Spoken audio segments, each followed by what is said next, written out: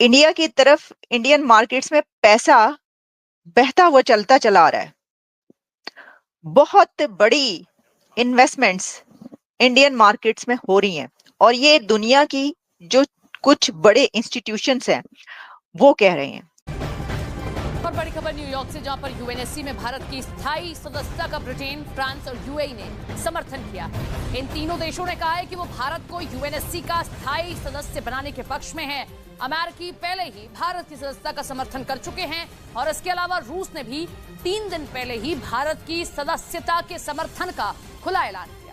दोस्तों, अक्सर United nation के अंदर चेंज को लेकर यूएन के सभी परमानेंट मेंबर अलग अलग समय पर भारत की परमानेंट सदस्यता का समर्थन करते आए हैं, लेकिन ये पहली बार हो रहा है जब यूनाइटेड नेशन के अंदर खड़े होकर एक ही मंच पर यूएन के परमानेंट मेंबर लगातार भारत की परमानेंट सदस्यता का समर्थन कर रहे हैं। और इसके पीछे एक बड़ा कारण भारतीय विदेश मंत्री जयशंकर का यूनाइटेड नेशन के अंदर दिया गया हालिया बयान है की और फ्रांस की। चले यूनाइटेड किंगडम के साथ तो हमारे बड़े अच्छे रिलेशंस नज़र आते हैं पाकिस्तान के, लेकिन जब भी बात आती है यूनाइटेड नेशन उसकी सिक्योरिटी काउंसिल की, तो उसमें पाकिस्तान को ना तो काउंट किया जाता है, ना परमानेंट सीट दी जाती है। लेकिन जबकि हमारे हमसाय मुल्क को वहाँ पे परमानेंट सीट देने का सोच रहे हैं यूके और फ्रांस, तो क्या वजूहत हैं इसकी कि हम पीछे रह जाते हैं? हम पीछे इसलिए रह जाते हैं क्योंकि हम उस चीज़ के कैपेबल नहीं हैं। बिकॉज बड़ी सिंपल सी बात है कि सिक्योरिटी काउंसिल में जाने के लिए हमें खुद सिक्योर होना ज़रूरी है। हमारे तो अपने जो है पॉलिटिकल इश्यूज जो है वो सॉल्व नहीं हो रहे, तो हम पीछे से पीछे ही आते जा रहे हैं। सिक्योरिटी काउंसिल में हमें अहमियत नहीं दी जाती। अगर हमारे प्राइम मिनिस्टर वहाँ पर जाते भी हैं तो उनको उस रिस्पेक्ट की निगाह से नहीं देखा जाता जितना कि एक्सपेक्ट किया जा रहा होता है। अब यूके की बात कर ले, हमारे यूके के साथ अच्छे ताल्लुकात है, लेकिन यूके भी पहली जो प्रायोरिटी है वो इंडिया को दे रहा है। बात ये है कि हमने अपने आप को स्टेबल ही नहीं किया। हमारे जो वज़ीर आज़म हैं या हमारे पॉलिटिशियंस हैं, आप ये देख लें कि उन्होंने इतना ज़्यादा बुरा असर छोड़ा हुआ है आवाम के ऊपर कि आवाम। दोस्तों, अक्सर यूनाइटेड नेशन के अंदर चेंज को लेकर यूएन के सभी परमानेंट मेंबर अलग अलग समय पर भारत की परमानेंट सदस्यता का समर्थन करते आए हैं, लेकिन ये पहली बार हो रहा है जब यूनाइटेड नेशन के अंदर खड़े होकर एक ही मंच पर यूएन के परमानेंट मेंबर लगातार भारत की परमानेंट सदस्यता का समर्थन कर रहे हैं। और इसके पीछे एक बड़ा कारण भारतीय विदेश मंत्री जयशंकर का यूनाइटेड नेशन के अंदर दिया गया हालिया बयान है। लेकिन उससे पहले मैं आपको बता दूं कि यूनाइटेड नेशन में भारत की परमानेंट सीट और वीटो पावर को लेकर इस समय यूट्यूब में काफी सारे फेक चैनल लगातार फेक खबरें चला रहे हैं कि भारत को वीटो और परमानेंट सीट मिल गई है। प्रधानमंत्री नरेंद्र मोदी वीटो को लेकर अलग अलग मीटिंग कर रहे हैं। ये सभी फेक न्यूज है। इस तरह की न्यूज को आप ना फॉलो करें। सिर्फ ऑथेंटिक और जो चैनल रेफरेंस के साथ आपको वीडियो दिखाए, सिर्फ उन्हीं की बातों पर यकीन करें। तो चलिए बात करते हैं यूनाइटेड नेशन से ताजा खबर जो निकल कर आ रही है उसके बारे में। इस मंत्री के यूनाइटेड नेशन के अंदर चेंज को लेकर दिए गए इस कड़े बयान के बाद फ्रांस की तरफ से यूनाइटेड नेशन के अंदर चेंज को लेकर भारत का समर्थन किया गया और अपने बयान में उन्होंने भारत की स्थायी सदस्यता का पूर्ण समर्थन किया। आप इसका आर्टिकल अपनी स्क्रीन पर देख सकते हैं। इसके अलावा यूनाइटेड किंगडम यानी कि ब्रिटेन ने भी भारत की परमानेंट सीट का समर्थन किया और ब्रिटेन के प्रधानमंत्री कीर स्टारमर ने यूएन में खड़े होकर भारत के लिए अपना समर्थन जताया। यानी अमेरिका, फ्रांस और ब्रिटेन ने यूएन में भारत के हक में बोला। इंडिया की तरफ इंडियन मार्केट्स में पैसा बहता हुआ चलता चला आ रहा है। बहुत बड़ी इन्वेस्टमेंट्स इंडियन मार्केट्स में हो रही हैं और ये दुनिया की जो कुछ बड़े इंस्टीट्यूशंस हैं वो कह रहे हैं। इसी के साथ एक और खबर ये है कि बड़ी खबर है कि टाटा ने सेमीकंडक्टर की एक ह्यूज डील की है। अभी प्रीवियस फ्यू मंथ्स में $11 billion pile up in Indian market.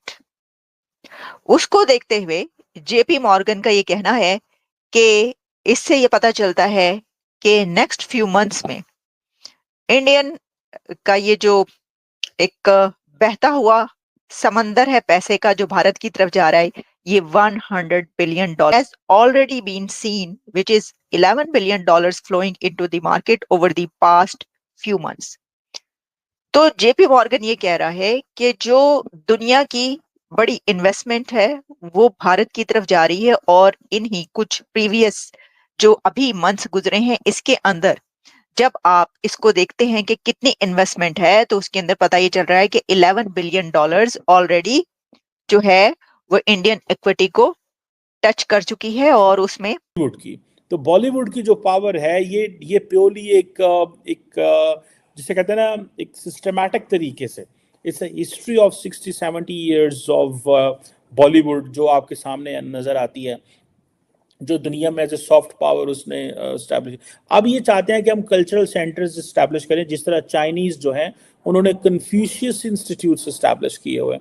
Pakistan के अंदर आई थिंक दो, एक इस्लामाबाद में है, एक कराची में है, लेकिन वो जो चाइनीज प्रोफेसर टीचर आए थे उनको वो बलोच मिलिटेंट ऑर्गेनाइजेशंस ने मार मार के भगा दिया है। फ्रांस है वो ये कह रहे हैं कि इंडिया को परमानेंट सीट मिलनी चाहिए। यूके की बात की जाए तो पाकिस्तान के बड़े अच्छे ताल्लुकात नजर आते हैं, लेकिन पाकिस्तान को सपोर्ट करने की बजाय वो इंडिया को सपोर्टर बना हुआ है।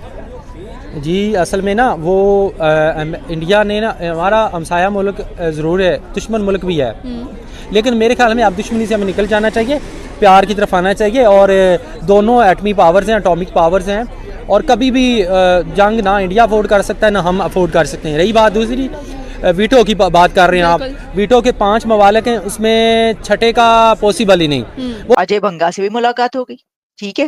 भारतीय निजात जो अजय बंगा वर्ल्ड बैंक के हेड है उनसे भी उन्होंने मीटिंग की, फिर आईएमएफ की जो हेड है उनसे मीटिंग की, आईएमएफ ने $7 बिलियन दे दिया। तो इस सब को देखते हुए जो वहां पर सिचुएशन में देख रही थी कि जनाबे खबर आई हुई है जियो में कि इदारे बंद हो रहे हैं, कितने इदारे जो है प्राइवेटाइज किए जा रहे हैं, बाकी बंद हो रहे हैं वगैरह, इस तरह की बहुत सारी खबरें। ऑब्वियसली जब $7 बिलियन आप लेते हैं, कर्ज लेते हैं और रोल ओवर करवाते हैं, उसमें तो कोई कहने वाली बात ही नहीं है कि हराब हाल। वहां पर भारी एग्रीमेंट्स भी हुए हैं, वहां से इन्वेस्टमेंट्स की भी बात हुई है, तो इन्वेस्टर्स जो वहां पर चलते चले आ रहे हैं, खिंचे चले आ रहे हैं। फिर इंडिया की मार्केट ऑब्वियसली जो है दुनिया की सबसे बड़ी पॉपुलेशन, और टेस्ला जो है इलोन मस्क से लेकर वो कौन सी दुनिया की कंपनी है जो इंडिया में नहीं जाना चाह रही, और वो बात करते हैं और कह रहे हैं कि हम आ रहे हैं। तो ये तो सबके सामने है, तो ये तो होना था जो इस वक्त हो रहा है, जो बताया जा रहा है।